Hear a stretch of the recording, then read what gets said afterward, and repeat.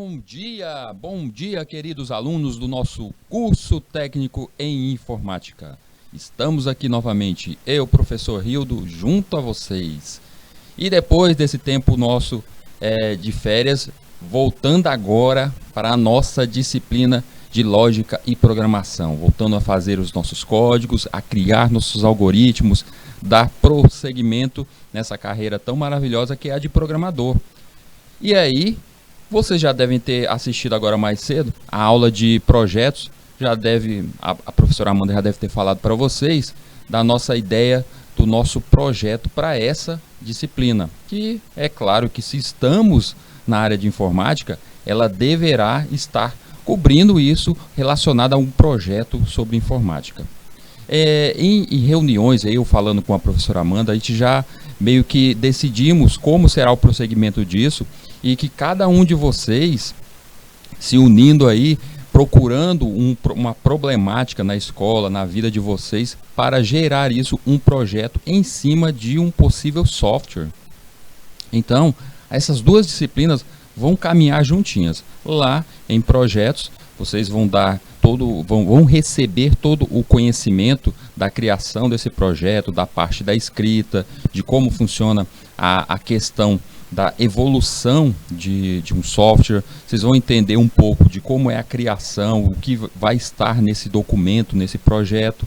E aqui comigo vocês vão ver a parte da programação. A gente vai dar prosseguimento a essa parte da programação e eu quero estar junto a vocês nessa criação, nesse momento dessa escrita. Sabemos que esse curso, ele não é somente essa disciplina, não é somente esse semestre, então a gente vai continuar. Teremos nos próximos semestres outras disciplinas relacionadas à programação e isso vai cobrir essa parte da criação desse projeto de vocês.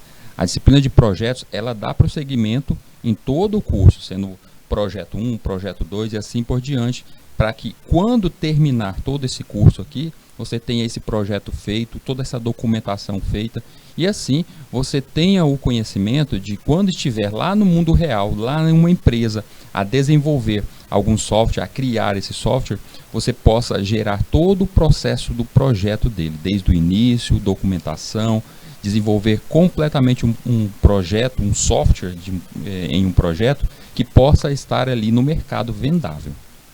Então a gente tem que prestar muita atenção em nossas disciplinas aqui de programação e lá na disciplina de projetos. Lembrando que é claro que o projeto pode haver mudanças, eu acredito que aconteçam mudanças do que vocês pensarem agora no começo. Vocês decidiram que vai fazer um projeto sobre tal software, tal problemática, isso pode mudar, mas é bem interessante que vocês decidam qual seria essa problemática. Vai ser um sistema aqui da biblioteca da minha escola. Vai ser algo como a frequência que o professor poderá trazer ali e fazer no seu notebook na sala de aula. Essa frequência futuramente pode estar até sincronizada com todos os professores. Olha aí, tudo isso são ideias que vai aparecendo, vocês decidem qual será essa ideia desse grande projeto e começa a montar isso. E aqui nas nossas disciplinas de programação, você vai aprendendo a programar, você vai aprendendo qual seria a linguagem que você vai implementar.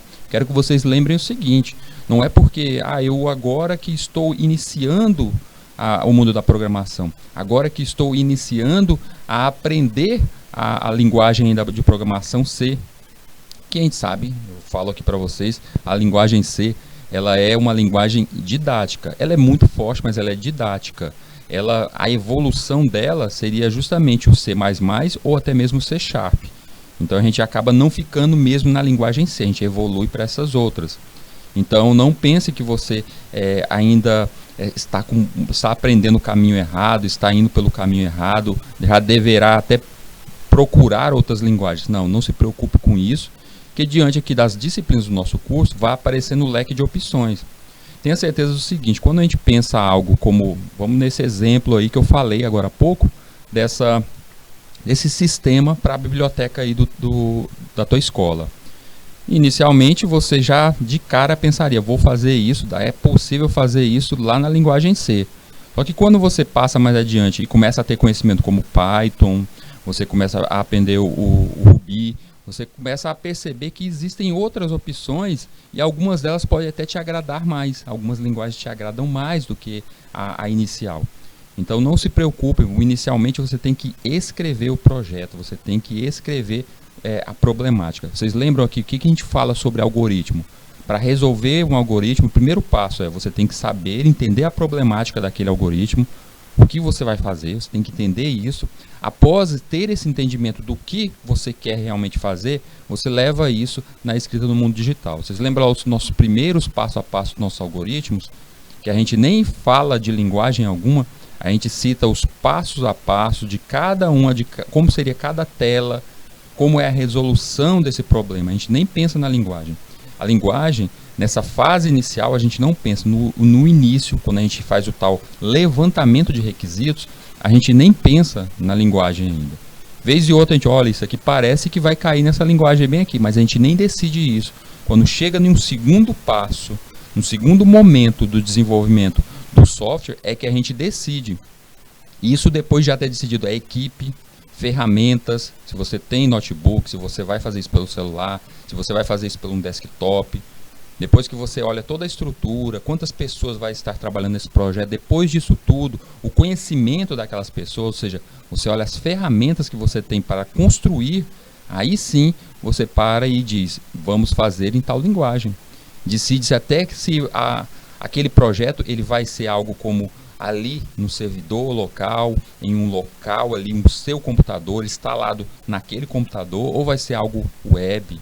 Então tudo isso, esse decidir qual a linguagem, isso é lá na frente, é mais adiante. Então você pensar em um projeto como esse da biblioteca e não decidir em momento algum agora nesse início qual é a linguagem, não está errado. Você tem que decidir qual é o problema, verificar que aquela problemática existe, que ela pode ser resolvida no nosso mundo digital e começar a escrever. Eu sempre digo isso, tanto para amigos, alunos e até mesmo clientes, que o primeiro passo para o desenvolvimento de um software é entender e depois fazer os rascunhos, rabiscar. Imagine só um site, como eu vou desenvolver um site para uma pessoa se eu não sei o que está passando pela cabeça dessa pessoa. Então eu peço para ela rabiscar mesmo, desenha, diz para mim o que isso se parece, qual seria um software parecido com algo que você deseja, para a pessoa rabiscar mesmo, ela vai, rabisca, desenha, e aí com isso a gente entra num consenso e começa a criar realmente o projeto. Mas a escolha da linguagem é mais adiante, então não se preocupem, não fiquem ainda embaraçados com isso, pensando, eu ainda não sei programar, o máximo que eu consigo fazer é aquela calculadora simples aí que o Rildo já mostrou pra gente. Só isso que eu consigo entender, ler esse código, somente isso. Não se preocupe, você terá muito mais conhecimento do que isso. Tudo bem? Beleza, então. Após isso, quero pedir para vocês, como sempre, que utilizem aí o nosso chat. Seja você que está acompanhando a gente pelo YouTube, você que está aí na escola. Eu estou de olho aqui no nosso chat. Eu vi aqui até perguntas da aula anterior, na aula de projetos, pessoas preocupadas aqui com o projeto. Como é que é esse projeto e tal? Calma. Eu quero que inicialmente vá pensando qual é a problemática que você vai resolver. Primeiro começa a sonhar. Tem um problema ali, como é que eu resolvo? Dá para resolver através de um computador, através de um programa? Se você percebe isso, mas ainda não sabe como resolver, mas que pode ser resolvido pelo computador, pode ser resolvido de forma digital, então você começa a rabiscar isso, vai guardando esse seu projeto. Gente, um projeto não nasce de um dia para o outro, ele leva tempo. Para vocês terem uma ideia, eu já falei isso aqui em aulas com vocês. Projetos como, por exemplo, o Windows, um sistema desse como o Windows 10, ele leva pelo menos 5 a 6 anos, desde o início, no rascunho inicial, essa conversa que a gente está tendo, até o lançamento deles. 6 anos em equipes que são assim, tipo de 200, 300 pessoas. Imagine só você aí sozinho ou com um parceiro aí, começou a imaginar, hoje já quer o resultado. Não, isso vai levar um tempo. Nós temos aqui nesse curso pelo menos mais 1 ano e meio ainda para a gente ficar junto aqui e aprender a desenvolver tudo isso. Eu quero que nesse curso, nessas disciplinas, que vocês aprendam a fazer isso. para que quando você chegar em um grande projeto, você estiver fora daqui, estiver trabalhando em alguma empresa, construindo realmente um projeto, você entenda e saiba o que fazer lá nesse momento profissional. Esse é sem dúvida nenhuma o nosso maior objetivo aqui. Tudo bem, então já dado para vocês a dica aí de que usem o nosso chat, pode mandar pergunta, não muito sobre o projeto, tá? O projeto eu quero que vocês primeiro vão imaginando somente a questão da problemática, tá? Vamos entender agora a parte da programação. Retomando as nossas aulas aqui da nossa disciplina de lógica e programação, o que vamos fazer? A gente vai iniciar, pessoal, olha só aqui, linguagem C, funções de entrada e saída, o scanf e o print. Gente, peraí, mas isso aí a gente já viu, já vimos.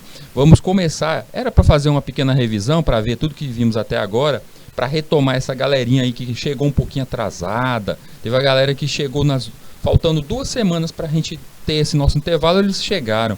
Então a gente vai rever agora somente com a linguagem C, a gente não vai ver o Visual G, não vamos ver o Portugal, vamos só pela linguagem C, a gente vai rever tudo isso, passo a passo. Vamos começar hoje olhando as funções de entrada e saída. Amanhã a gente continua mais sobre essas funções, ou seja, é o início, é os primeiros passos. Tanto que hoje eu separei até um pedaço aqui nesse início da nossa aula para falar um pouco sobre os programas, os compiladores que a gente utiliza nessa aula. Tem gente ainda que está ainda com uma certa dúvida. Professor, até hoje eu não consegui instalar um móvel C no meu celular. Até hoje não fiz isso. Eu não sei onde encontra esse móvel C. Então aqui a ideia é que a gente faça essa revisão, reveja todos os conceitos. Todo mundo aí que já assistiu tudo, já está fortemente, já está fazendo, até compilando, já está criando projetos, já está criando aplicações. Essa galera que já está mais evoluída, acompanha a gente aqui, reveja os conceitos, reveja tudo isso. Se você está mesmo top aqui, que se você está nota 10. Se caso você tenha alguma dúvida, tá o nosso chat aí. Beleza, então vamos lá, vamos dar início a essa grande revisão nossa, revendo todos os conceitos, revendo o início da nossa linguagem C. Então, nosso objetivo para a aula de hoje, apresentar as operações que são utilizadas na linguagem C para gerar informações de entrada e saída. Simples, é aquele momento do nosso computador que recebe algo, tá? Vai receber algo, então a nossa entrada, e a saída, aquilo que mostra em tela, o nosso print. Então basicamente hoje a gente vai mexer com esses comandos aí, entender como eles funcionam, e para isso a gente tem que rever um pouco sobre os conceitos sobre as variáveis, vetores, e com isso entender até um pouco sobre as matrizes, como isso fica alocado dentro do nosso computador. De início, vamos falar do algoritmo. Algoritmo, é a nossa receita de bolo, professor. Aquela receitinha de todo e qualquer problemática que a gente tem que construir. É essa que o Rildo começou aqui a aula de hoje falando sobre essa problemática para um possível projeto que vamos fazer. Então, todo algoritmo, ele pode ser conceituado como aquela receitinha. É a tradução, ou seja, a tradução não, a solução do nosso problema de forma digital. Então, algoritmo, nome dado à sequência de ações, indicando exatamente o que o computador deve fazer para realizar uma tarefa ou resolver um problema. Então, quando a gente vê algo como uma receitazinha de bolo, a gente abre um livro de receita de bolo, a gente busca um tutorial na internet, seja um tutorial para fazer algo, criar algo, para um exercício, por exemplo, como efetuar um exercício, como fazer um exercício, aquele tutorial, passo a passo, ele nada mais é do que um algoritmo. Só que o algoritmo é um nomezinho bonito para dizer algo para o mundo digital. Por que, Rildo? Por que tem que ser tão detalhada assim? Porque não podemos ter falhas lógicas dentro do nosso programa. Não podemos ter erros lógicos. Vocês devem lembrar lá do fluxograma? Vocês lembram lá do fluxograma? Vou aqui rabiscar aqui um fluxograma aqui na tela. Ele tem logo de cara o seu início e fim. E no meio do caminho a gente tem ali as entradas, os quadradinhos ali, os retângulos, entradas de dados. E após essas entradas de dados a gente pode ter ali a questão de vários caminhos a se resolverem, vários caminhos a se seguirem. Digamos que aqui seja se for sim, se for não, receberá um valor, ou seja, aqui o A recebe 1, e nesse caso aqui, se for sim, o A recebe 0. Então aí nesse fluxograma, a gente percebe o seguinte, eu tenho dois caminhos ali, aquele triângulo, aquele losango ali que nós temos em tela, ele significa uma divisão entre caminhos, é uma decisão, um momento decisório. Então ali eu posso seguir para a esquerda ou para a direita e, dependendo do caminho que eu vou seguir, isso vai me resultar em uma ação final. No algoritmo, eu tenho que detalhar explicitamente cada item desse, o que vai acontecer. Pense só comigo, se eu só escrever desse jeito aí, que se eu sigo para seguir pela esquerda aí para esse meu fluxograma, para seguir para a esquerda, se der sim. Sim o que? Esse Szinho. Sim. Sim o que? Eu tenho que detalhar isso. Então, meu algoritmo é o detalhamento completo sobre isso, dizendo o que deve acontecer passo a passo, como iniciar o programa, quando ele deve ser encerrado. Não pode ter falhas lógicas. Então, naturalmente, o algoritmo é essa escrita. Quando escrevemos o algoritmo, nossa leitura aqui, a nossa leitura pessoal, você vendo um algoritmo, a gente pode até passar por cima de algumas lógicas, como por exemplo, vocês olham aqui o fluxograma, esse rabiscado aqui na minha tela, e vocês percebem, vocês entendem aí, não, existe uma variável A que ela vai receber 0 se a resposta for sim, e N, ou seja, a resposta não, esse A vai receber 1. Eu já entendi isso, mas o computador vai entender se eu colocar desse jeito? De jeito nenhum. Gente. Eu tenho que colocar de uma forma bem explícita, passo a passo, o que acontece em cada fase. Porque o computador, ele só entende desse modo. Vocês lembram lá da disciplina de arquitetura, quando a professora falou um pouco sobre os processos dentro de um computador? O que acontece quando um programa é executado dentro do seu computador? Ele gera vários processos. O que é esse processo, professor? Este processo nada mais é do que um passo desse algoritmo. Então, quando eu tenho 10 passos para resolver um algoritmo, então quer dizer que, teoricamente, cada passo desse deverá se tornar em um processo ou em uma árvore de processos. Então, lá na nossa máquina, eu tenho que estar de uma forma bem explicada isso, cada passo, para que não exista nenhuma falha lógica ali e o meu computador fique perdido e não consiga executar o tal programa. Como projetar um algoritmo? Escrever um algoritmo é um processo muito parecido com montar um quebra-cabeça. Cada peça do projeto em questão é uma ação a ser executada. Em geral, as possíveis ações são conhecidas e o desafio é descobrir uma maneira adequada de combinar as peças. Imaginem comigo, gente, olha só nesse desenho aqui ao lado. Eu tenho aqui um quebra-cabeça e esse quebra-cabeça a gente sabe que tem que unir as partes dele para formar a imagem no final. Esse garoto aí da imagem, ele está imaginando qual é o passo, de como é o passo a passo para encaixar, para construir esse quebra-cabeça. Tenho certeza que cada um de vocês já brincaram com isso aí, de criar ou de montar um quebra-cabeça. E talvez vocês tenham na cabecinha de vocês uma estratégia para montar mais rápido um quebra-cabeça. Por exemplo, no meu caso, eu sempre procuro a peça do canto. Eu sempre vou lá, procuro uma pecinha do canto e começo a montar a partir do canto. Por quê, Rildo? Porque essa é o meu modo. Esses são os meus passos. Primeiro passo, encontrar a peça de um dos cantos. Depois eu saio procurando pela imagem do canto qual seria o encaixe na minha primeira peça. Tem outras pessoas que, no caso dessa imagem, digamos nessa imagem seja uma foto com pessoas, ele procura o rosto de uma pessoa e começa a procurar o restante nas peças daquela imagem. Ele acha desse modo mais fácil. Então existem diversas estratégias para montar um algoritmo. Tá, Rildo, se existem diversas estratégias e ao montar um algoritmo como a montagem de um quebra-cabeça, eu tenho que dar passo a passo o que fazer, quer dizer que cada pessoa pode gerar um algoritmo diferente? Com certeza. Percebam aqui o seguinte, vocês já viram que existem, para um mesmo intuito, diversos programas, como por exemplo, antivírus. Vocês já viram a quantidade de antivírus que existe no mundo? Muitos, não é? E por que existem tantos antivírus? Porque existem diversas pessoas que estão a construir esse algoritmo, a produzir esse algoritmo. E todo antivírus tem o mesmo tamanho, gente? Não. Vocês já devem ter baixado um antivírus, tal, aí em outro computador baixou uma outra marca de antivírus e percebeu que ele era de tamanho diferente. O porquê disso? É justamente essa questão das estratégias da montagem desse processo, dos processos internos, a montagem do algoritmo desse programa.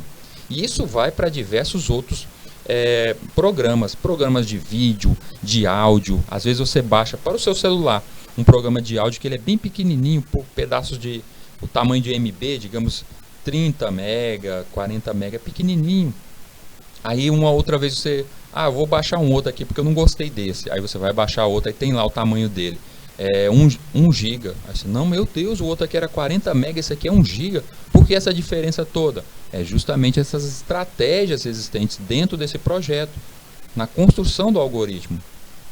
E pensem comigo se eu tivesse que escrever o passo a passo desse quebra-cabeça, desse garoto aí da imagem.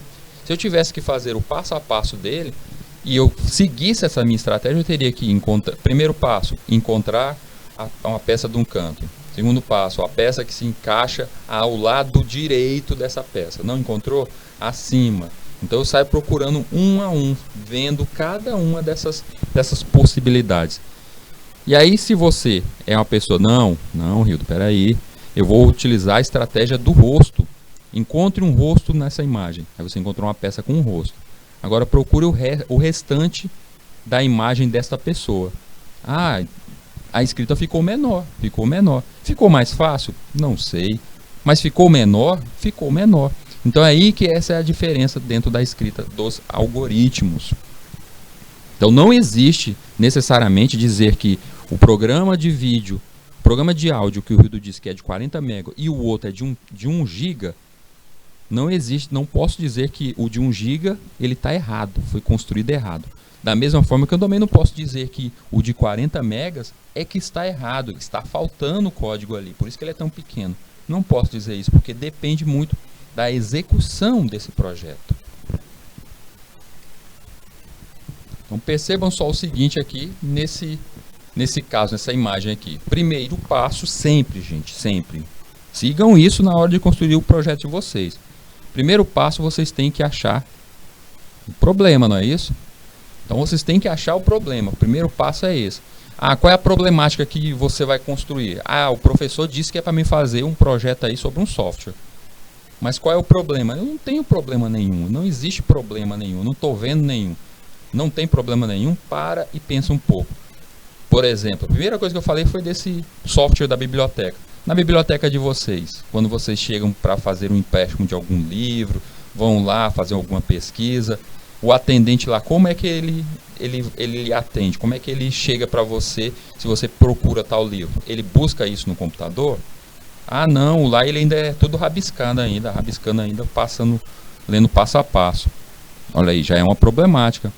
O professor, como é que ele faz a frequência? A frequência ainda é no papel, na sala de aula de vocês? Ainda é feita no papel, mas o professor, ele leva um notebook, sim, o professor de informática, ele traz o notebook aqui para a sala de aula. A gente tem internet aqui um Wi-Fi na nossa sala, está funcionando, mas mesmo assim ele sempre leva aquele diário físico, aquele papelzinho para fazer a chamada. É um problema, não é? É um problema, ainda mais em tempos de pandemia que a gente quer eliminar todo e qualquer papel, além de pensar também na natureza, né? Não vamos derrubar as árvores para fazer diários. Então vamos pensar isso de forma digital. É outra problemática. Então o primeiro passo é encontre um problema. Rildo, mas espera aí, mas os problemas que eu estou vendo já foram resolvidos. Imagine aquele programa de áudio que eu falei agora há pouco, o tocador de música, que alguém foi lá e construiu, um fabricante foi lá e construiu o programa de 1 GB e lançou. Aí chegou a outra empresa e falou assim, ei, vamos fazer um programa de áudio aqui? Aí alguém lá dentro do projeto falasse assim, não vamos fazer isso não. Por quê? Porque alguém já fez. Alguém já construiu esse programa de áudio. Tá lá na Play Store. O programa lá todo mundo já está usando. Então não vamos fazer esse projeto. E ele não tivesse construído. É a mesma coisa se a gente for pensar para tudo. Olha a quantidade de tipos de carros que existem no mundo.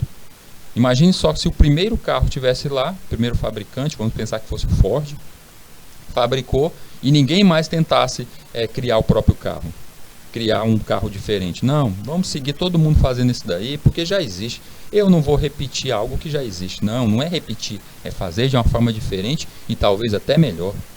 Então é justamente isso, procurar essa problemática do mundo real. Depois que você encontrou tal problema, seja ele qual for, você tem que entender o problema. Entender o problema nos tira de um seguinte impasse ao finalizar o projeto. Olha só como o início está ligado ao fim. Muitas vezes chegam-se para mim, eu na minha vida profissional, chegam pessoas para mim e falam algo do tipo: eu gostaria que fizesse um aplicativo para a nossa empresa, eu gostaria que fizesse um site para a nossa empresa. Chega com uma problemática como essa, chega pedindo para que faça um software de tal modo. E aí você pergunta para ela: tá, esse aplicativo que você está pedindo que eu faça para a sua empresa já estou vendo que ela tem um site, tem tudo isso, mas você está pedindo que eu faça uma aplicação para celulares. Eu te pergunto, por que você quer essa aplicação? Aí a resposta é: porque as outras empresas têm. Não, você não tem que fazer só porque os outros têm. Eu quero saber a problemática para você. Por que você quer resolver este problema? Por que você quer que exista essa aplicação? Se mesmo assim a pessoa ainda ficar na dúvida ou conseguir dar uma meia resposta, aí eu faço mais uma pergunta: por que alguém iria instalar essa aplicação no celular dele? Vocês por aí, por que vocês instalam uma aplicação no celular de vocês? É para usar, porque vocês necessitam daquilo, porque aquilo vai lhe resolver algum problema, seja mesmo um joguinho passatempo, mas vai lhe resolver um problema. Ninguém instala uma aplicação simplesmente porque olhou, todo mundo está fazendo, está lá na Play Store, eu vou instalar. Não é assim. Então o primeiro passo, nesse momento de encontrei o problema e entender o problema, esse entender o problema é você conseguir solucionar esse problema para que essa solução não seja só a sua, seja de todos. Para que sempre que alguém procure a solução para aquele problema, ele vai encontrar a tua aplicação. Vamos pensar de novo lá na biblioteca. Você vai lá na biblioteca, percebe que não existe um sistema, existe computador lá, mas não existe um sistema instalado, não existe nada naquela biblioteca. O empréstimo ainda é feito com aqueles cartõezinhos, o pessoal anota no cartão. Tem como fazer melhorar isso aí? Tem, é uma problemática. Qual a linguagem? Não chegou o momento da linguagem ainda, eu quero resolver o problema. Primeiro eu tenho que entender o problema para resolvê-lo. Então o entendimento meu nesse problema aí é que eu posso fazer com que todos esses empréstimos fiquem armazenados, fiquem cadastrados ali, criem um histórico ali. E assim as pessoas que vão lá fazer o empréstimo criam aquela lista, criam aquele histórico de empréstimos. Facilite aquela vida, organize aquela biblioteca, que aquela biblioteca saiba até quantos livros de uma forma nesse cadastro. Desse modo aí, facilita a vida do bibliotecário e a vida de quem está fazendo o empréstimo. E aí eu pergunto agora, vamos lá as perguntas que eu fiz agora há pouco. Tá, mas por que as pessoas, por que esses alunos aí iriam utilizar essa aplicação de empréstimo? Por que eles teriam essa carteirinha virtual num aplicativo para fazer esses empréstimos? Por que eles fariam isso? Porque, primeiro de tudo, porque eles querem fazer o empréstimo e isso vai facilitar a vida deles. Eles gostam de ler livros e eles precisam da carteirinha. E é por isso que eles vão instalar essa aplicação no celular. Então agora, nesse momento, eu entendi o problema, eu tenho a problemática, entendi o problema, além de entender o problema, eu percebi qual vai ser o uso real disso na vida. Agora sim, a gente vê um projeto, a gente vê um software que tem futuro, que vai ser utilizado. Então, antes de começar a produzir, não vai nessa animação. Eu vou construir um programa aqui, um software, que ele é excelente, é uma ideia muito boa. A pergunta é, por que as pessoas vão utilizar aquilo? Por que as pessoas vão procurar essa aplicação? E isso você precisa entender a problemática do seu software. É por esse motivo que a gente vê que existem muitos desenvolvedores no mundo. Existem muitos desenvolvedores, criam projetos, mas o projeto acaba não indo adiante. Não vai adiante. A gente vê isso muito no mundo dos games. Lá criam-se projetos, criam-se jogos, a pessoa passa 3, 4 anos ali em cima daquele projeto para terminar e lançar. E aí quando lança é um fracasso total. Por quê? Porque ele não pensou quanto às pessoas, os usuários, o que eles queriam. Ele só estava resolvendo o problema para ele, o que ele quer. Então a gente tem que pensar no cenário como um todo. Tá? Sempre pensem desse modo. Ao entender o problema, imagine o cenário como um todo. Vamos lá, retornando aqui. Então eu entendi o problema. Após entender o problema, chegou o momento de eu escrever o passo a passo. Não é o algoritmo ainda, tá? Não é a programação. Eu estou construindo a solução. Então, quando eu vou resolver isso, eu vou construir a solução dessa minha problemática do sistema lá da biblioteca, o que eu preciso? Deixa eu ver as ferramentas. Ele tem um computador lá? Tem. Então eu posso fazer essa aplicação no computador, que vai se ligar à aplicação que está no celular dos alunos. Todo aluno aqui, ou a grande maioria, usa celular? Sim. Então eles terão isso. Terão essa carteirinha no celular que estará sincronizando aqui com o computador dessa biblioteca. Olha aí eu estou escrevendo aí o passo a passo aqui, a solução. E aí chegou o momento de executar a solução. E isso aqui sim, execução da solução. Se a gente for pensar na escrita do algoritmo, essa execução seria eu escrevendo, eu passando os passo a passos do meu algoritmo ali para dentro daquela linguagem escolhida. Então nessa transição aqui, gente, esse momento aqui é o momento que a gente faz a escolha no projeto, a gente faz a escolha da linguagem a ser utilizada. Porque ali, quando a gente vai construir a solução, a gente tem que ver todas as ferramentas que existem ali. Como, por exemplo, nesse caso aí da biblioteca, eu fiz o levantamento de requisitos e aí eu já tenho conhecimento de que a maioria dos alunos tem um celular, existe o Wi-Fi naquela sala e lá tem um computador, uma pessoa que atende e tem esse computador. Então, eu posso utilizar essa ferramenta desse modo. Mas e se, digamos que seja um local que não tem Wi-Fi? Não tem Wi-Fi. E agora? Então não tem como eu fazer essa conexão aí desse computador com os celulares dos alunos, já que eu não posso garantir que todos vão ter Wi-Fi. Então vai ser só no computador local. E é desse modo aí que a gente vai escolhendo a linguagem. Só para vocês terem uma ideia, se eu estou dizendo que tem internet em todo o colégio e tem celulares e computadores conectados a essa rede, então eu posso escolher uma linguagem voltada à web. Mas e se não tem internet? Não tem essa conexão e eu não posso nem garantir que os alunos vão ter esses celulares. Então, neste caso aí, eu vou fazer a construção da minha aplicação só para uma máquina, só para um desktop, do estilo para servidor.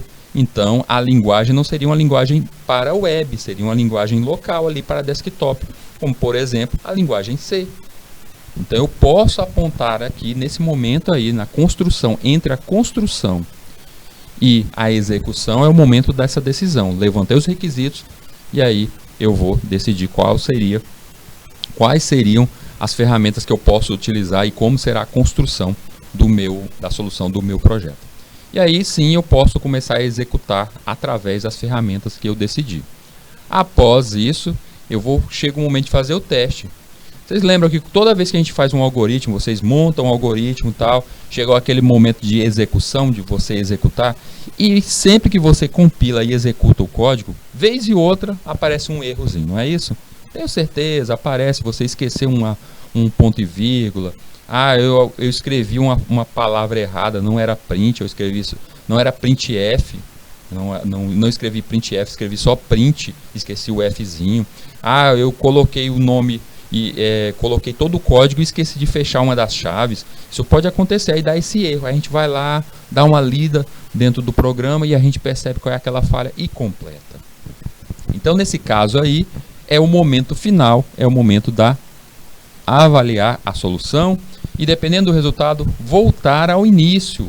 Voltar ao início, gente, a grande mágica de um projeto, dentro da computação, dentro da informática, é que quando estamos a construir um projeto, a gente tem que seguir o ciclo de vida de um software. E uma coisa que sempre fazemos é que o ciclo ele pode retornar passos. Vocês já perceberam, no mundo real mesmo, quando se lança um projeto, algumas vezes o projeto retorna para a prancheta. Vou dar um exemplo de um projeto que aconteceu, que foi um lançamento de um jogo, se eu não me engano, foi no início desse ano, que ele já havia um projeto há muito tempo, que é aquele tal de Cyberpunk 2077. Ele levou uma faixa de pelo menos 6 anos de produção concreta ali para ser construído e tal, e quando foi lançado nas diversas plataformas ele tinha muitas falhas. O que aconteceu com ele? Em menos de um dia ele retornou o projeto para o estado de prancheta, o momento de teste. Ele retornou para o momento beta, mesmo já estando vendido para os usuários, para os clientes. Então ele retornou para esse momento e aí construiu-se a solução. A solução foi até bem grande em tamanho, assim, foi mais de giga só para isso, esse remendo, esse patch, mas houve uma solução. E aí continuou nesse status aí beta até há pouco tempo. Tava lá, quem tivesse o programa, quem tivesse o jogo instalado, olhava lá na versão dele, tinha lá no pontinho final um Bzinho, que era de beta, ele retornou uma fase. Então isso acontece aqui também, gente, ó, todo projeto, se for perceber, um projeto ele pode retornar sim para uma fase anterior. E ele poderá retornar até para as primeiras fases de levantamento de requisito. Dica para vocês, não se deve retornar tanto, a gente tem que fazer o máximo, cada fase a gente tem que trabalhar a fase bem mesmo, levantar os requisitos, entender bem o projeto para que não se retorne. Imagine só você, vou falar aqui de uma coisa simples, como vocês aí fazendo os nossos projetos aqui, os nossos algoritmos. Você está construindo uma calculadora, e aí você já escreveu todo o código, aí você percebe que na escrita final, no código, quando está executando, ela está dando um erro, ou não ficou do jeito que você gostaria que ficasse, você não ficou contente com aquilo. Aí você vai retornar lá para a primeira fase do seu projeto de entender o problema, ou seja, você volta lá para o comecinho para entender como a calculadora funciona, depois de já ter escrito todo o código. Digamos que você escreveu 80 linhas de código, e aí você volta lá para o começo para entender o que é uma calculadora. Isso não deveria acontecer desse modo. No máximo aí nessa fase você deveria retornar só para a parte da execução da solução. Mas pode acontecer lá de retornar para o início de tudo? Pode acontecer, gente. É por isso que cada fase de um projeto, quando chegarmos no momento de ser falado do ciclo de vida de desenvolvimento de um software, eu acredito que lá na disciplina de projetos, agora que a professora Amanda ela começou a falar de como vai ser a escrita do projeto, vai ter um momento que ela vai falar sobre o ciclo de vida de desenvolvimento de projetos. Vocês vão entender que existem diversos tipos de desenvolvimento de projetos e diversas estratégias. Mas o ciclo de vida é como se a gente olhar o ciclo de vida nosso. A gente nasce, cresce, torna adulto, reproduz. Ou seja, todo mundo tem um ciclo, todo ser tem um ciclo, e o software não é diferente. Ele tem o seu ciclo de vida também. E aí isso vai ser falado lá. E aí, a cada fase daquela de um ciclo que você está acompanhando do desenvolvimento de um software, você tem que fazer o máximo possível dentro daquela fase para que não se retorne para aquela fase. Pode se retornar? Pode. Mas o ideal é não voltar. Por quê? Porque quando a gente retorna aqui, vamos lá, vou retornar para a fase anterior. Quando a gente retorna para a fase anterior do nosso projeto, o nosso cronograma estoura. Vocês já devem ter visto, tipo, na vida de vocês já devem ter ficado desanimado com algumas coisas, do tipo, anunciou que vai ser lançado um filme de tal herói, aí você tá esperando, que legal, o meu herói aí, meu herói predileto, até o final do ano vai estar saindo um filmão dele. Aí de repente sai a notícia de, não, foi adiado para 2024. Aí você, mais 2 anos? Não acredito, já estava anunciado agora no final desse ano, como é que eles fazem isso comigo? É a mesma coisa aqui, ó. Percebeu-se que existiam problemas graves e retornou o projeto lá para o início. E aí, um cronograma fazendo isso, você tem que contratar pessoas, pagar salários, ou seja, é caro fazer tudo isso, além da insatisfação do cliente lá na ponta. Bora falar um pouco da linguagem C. Para a linguagem C, vocês devem lembrar, essa aqui é só recordando, é o nosso momento de revisão, e a gente sabe que no início de um programa na linguagem C, a gente chama as tais bibliotecas. As bibliotecas é onde já tem comandos prontos, comandos padrões. Eu sempre digo o seguinte, gente, comandos, essas bibliotecas, eu posso fazer uma analogia aos comandos que temos na nossa vida, aí em vocês. Por exemplo, vocês ficam todo o tempo pensando, meu coração tem que bater, meu coração tem que bater? Você não fica pensando isso, ele bate naturalmente. E de onde vem esse comando? Ele vem de forma involuntária, ou seja, o seu corpo manda fazer isso. Da mesma forma que tem diversas funções do seu corpo que você nem pensa em como acontecer, que deverão estar acontecendo ali. E é a mesma forma que dentro do nosso, da linguagem C. A gente tem as bibliotecas, estas tais bibliotecas têm comandos prontos. Vamos olhar aqui a primeira delas. A biblioteca std.io. A biblioteca std.io, inclusive a std.io, que ela tem funções de entrada e saída, na evolução da linguagem C, chegando ali na linguagem C++ e a Sharp, quando você vai começar a escrever, ela automaticamente já pega essas bibliotecas, porque sabe que todo programa precisa ter entrada e saída. Então por que a pessoa tem que ir lá incluir? Como a gente está na linguagem C ainda, o início, o primórdio de tudo, a gente tem que lembrar, e foi deixado desse modo para que a gente possa recordar isso, que elas são essenciais para o projeto. Mas dentro da biblioteca std.io.h, ela tem as funções de entrada e saída, ou seja, aquelas funções, aqueles comandos que a gente utiliza, como o printf, o scanf, como é que quando eu escrevo na tela printf, o computador sabe que tem que mostrar na tela, porque está escrito o modo como isso acontece dentro da biblioteca. E a gente tem outras bibliotecas aqui também. Tem aqui a stdlib, que ela tem algumas funções padrões também, de tipo indentação, fechamento, tudo isso faz parte dessa biblioteca. Tem a math, math.h, que ela tem ali incluso as funções matemáticas. Quando a gente, lá na frente, a gente vai fazer isso aqui, viu, gente? A gente vai fazer esse projeto ainda mais lá na frente. Não chegou o momento porque a gente não está trabalhando ainda dentro da linguagem C com nada gráfico. Mas vai chegar um momento que a gente vai tentar fazer algo como cálculo de área. Eu quero calcular a área de um triângulo.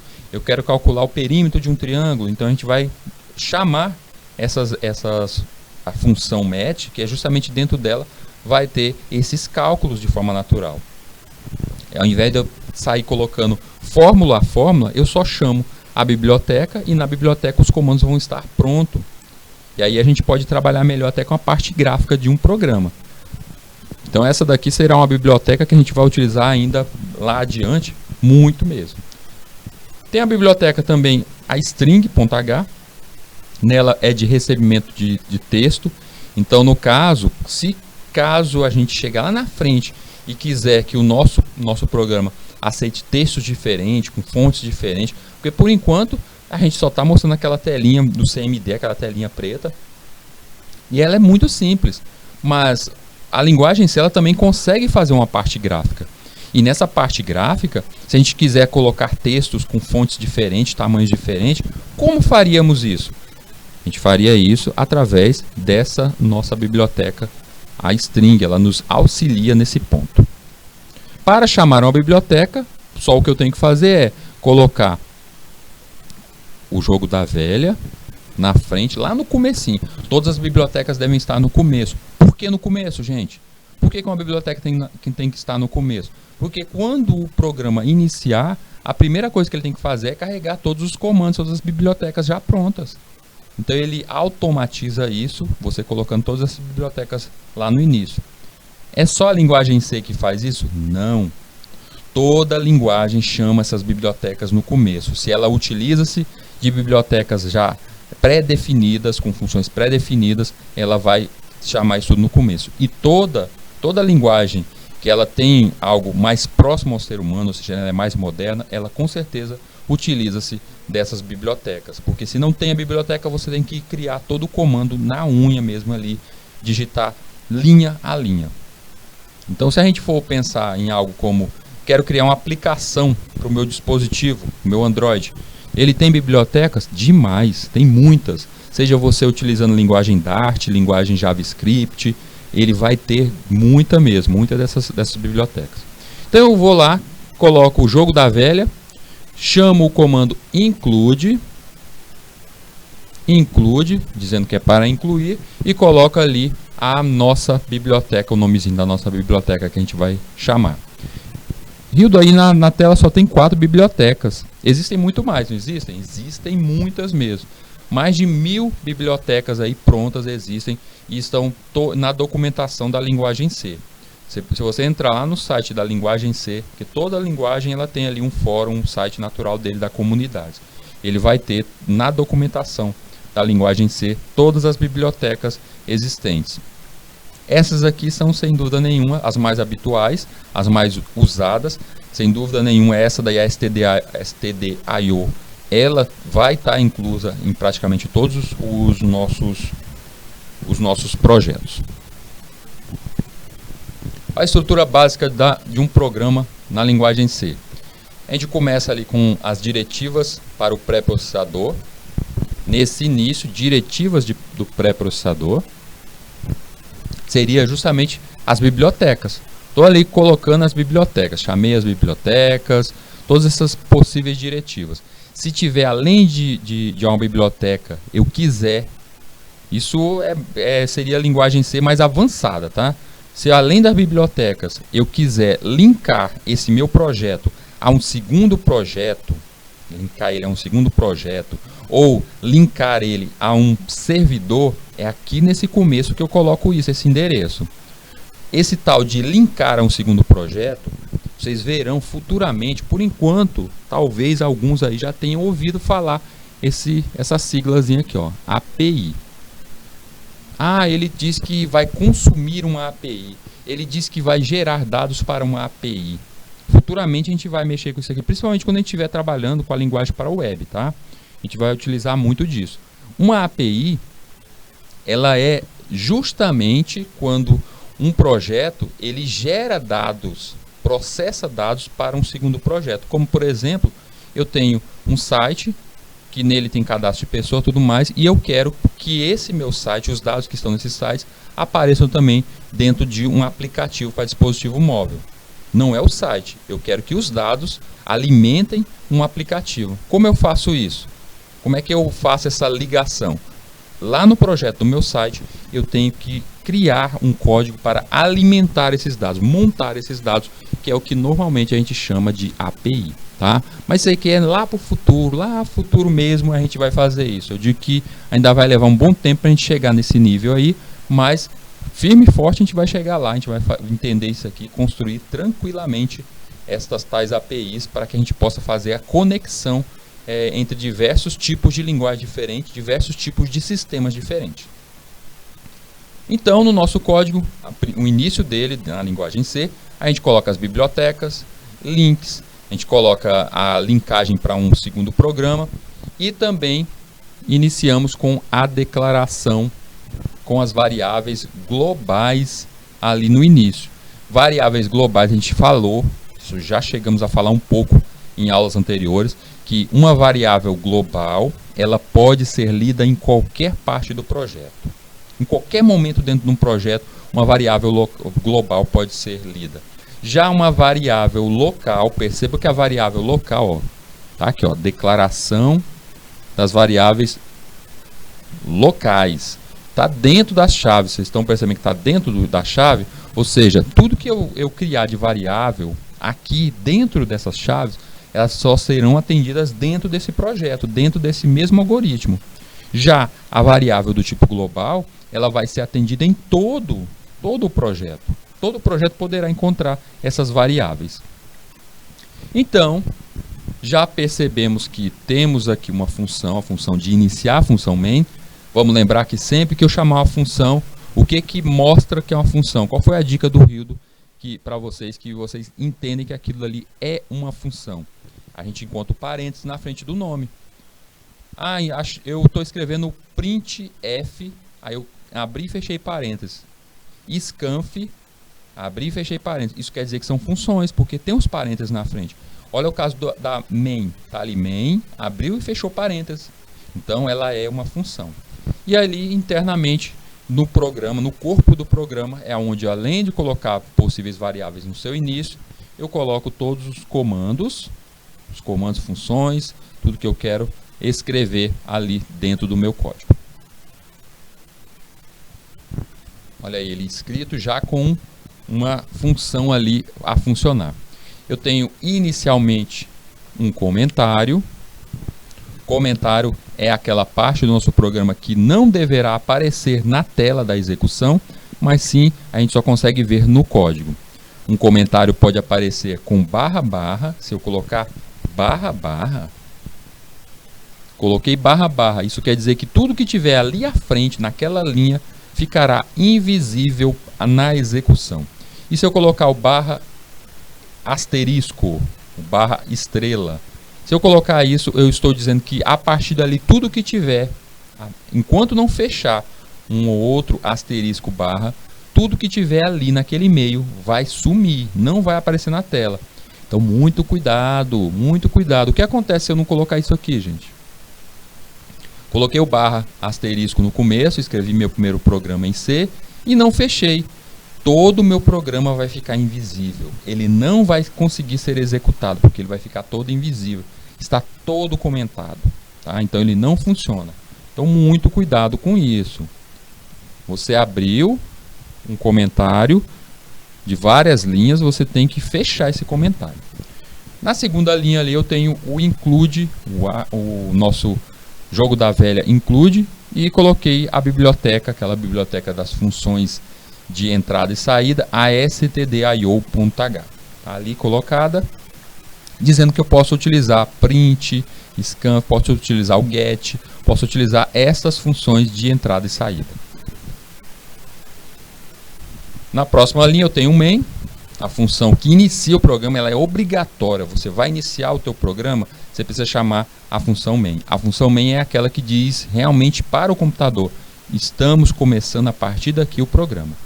É aqui que vai ser executado, é a partir daqui que a gente mostra em tela. Então é o momento de iniciar. E temos as chaves. Dentro das chaves a gente coloca todos os possíveis comandos. Eu tenho ali um printf. Dentro dos nossos parênteses eu tenho ali meu primeiro programa em C. O que está ali? Quer dizer que essa frase vai ser printada, vai ser mostrada em tela. Meu primeiro programa em C. Por que está dentro de aspas? Porque isso daí não é uma função, essa escrita não é uma função, não é uma variável, ela é um texto. Ela deverá ser mostrada daquele modo. Então, sempre que você quiser que seja mostrado o que estiver ali, o que está sendo escrito, apareça na execução do programa, você coloca entre as aspas. E lá no finalzinho depois do programa em C, tem um /n. Esse /n é a codificação para você quebrar uma linha. A gente vai falar de mais alguns deles hoje ainda. A gente vai relembrar alguns desses caracteres especiais. Tá? Então, só recordar que se eu colocar as aspas, tudo que tiver dentro das aspas, ele vai aparecer em tela. E o que acontece se eu criar aqui no início, eu criei uma variável, tá lá, int, criei a variável a, tá? Criei a variável a, disse que ela já começa com o valor 1, ela é do tipo inteiro, vamos colocar o ponto e vírgula. Pronto, fiz isso aí. Quando eu fiz isso, criei essa variável aí, int, do tipo inteiro, e dei o nome dela de A, eu estou dizendo de cara que ela é uma variável global, porque ela está antes do main. Lembra disso? Antes do main, variável criada, ela é global. E se ela tivesse dentro ali das chaves do main? Se eu tivesse criado nesse ponto aqui, então ela seria somente local. E o que acontece se dentro dessa frase aí, meu primeiro programa em C, eu colocar aqui o A aqui entre essas aspas? Não vai ser contabilizado como uma variável. Por quê? Porque se ele está ali dentro, ele é somente o caractere A. Ele só é aquilo dali, ele não é uma variável, tá? É só lembrar disso, gente. Apareceu entre as aspas, ele não tem um valor de variável, não tem valor algum. Ele vai mostrar justamente o que está escrito ali. Deixa eu apagar isso aqui para não confundir vocês. Seguindo. Beleza, então vamos dar uma olhada agora, só uma revisada no programa que a gente utiliza para fazer essa leitura, a execução, a criação dos nossos algoritmos. Vou reapresentar para vocês os dois programas que a gente utiliza, o CodeBlocks e o Móvel C para o celular. Sendo que o Móvel C ele vai funcionar tanto em celulares, os celulares Android e os celulares do iPhone, os celulares da Apple. Se alguém aí tiver, eu tenho, professor, eu tenho um celular da Apple, eu tenho um iPhone. Se você tem, o Móvel C também funciona diretamente nele. É um programa que vai estar dentro da biblioteca de aplicativos lá da Apple e ele é gratuito lá também. Ou seja, não importa qual o celular que você tenha, ele vai funcionar e ele vai ser gratuito. Vamos começar falando das aplicações para o desktop, para uso desktop. Eu escolhi aqui o CodeBlocks. Só tem ele, professor. Só é o CodeBlocks. Se eu não utilizar o CodeBlocks, eu não programo em C e não consigo fazer nada. Consegue. Você só precisa lembrar do seguinte: o programa que você vai estar utilizando, no caso aqui o CodeBlocks é a interface, ou seja, é a parte da frente, é a beleza. E o compilador vai ser o compilador Ming. O compilador Ming é o compilador oficial da linguagem C. Então, se você utilizar um segundo programa, como por exemplo, eu posso utilizar outro programa? Pode. Você pode utilizar o NetBeans. Você pode utilizar o Eclipse. Existem diversos programas, viu, gente? Muitos programas aí que recorda aqui agora. NetBeans, Eclipse, tem vários outros aí que você pode fazer a instalação para programar, para criar na linguagem C. Isso aí vai do gosto de vocês. No meu caso, eu evidenciei que o CodeBlocks seria o que usaríamos. Foi uma escolha minha, tá? Uma escolha pessoal minha para isso. Tudo bem? Turminha, vamos dar aquela nossa paradinha agora, nosso intervalozinho de 3 minutinhos para a gente tomar aquela águazinha e a gente já retorna.